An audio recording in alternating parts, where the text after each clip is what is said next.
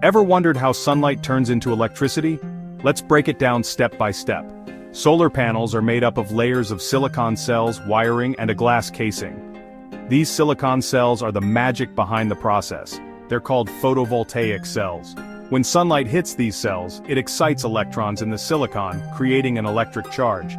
This movement of electrons generates direct current, or DC electricity. But here's the twist. Your home needs alternating current, or AC electricity, to power your devices. That's where the inverter comes in. It converts DC electricity into AC electricity, making it ready to power your lights, appliances, and gadgets. From there, the electricity flows through your home's wiring, reducing your reliance on the grid and lowering your energy bills. Plus, many systems let you track your energy production in real time.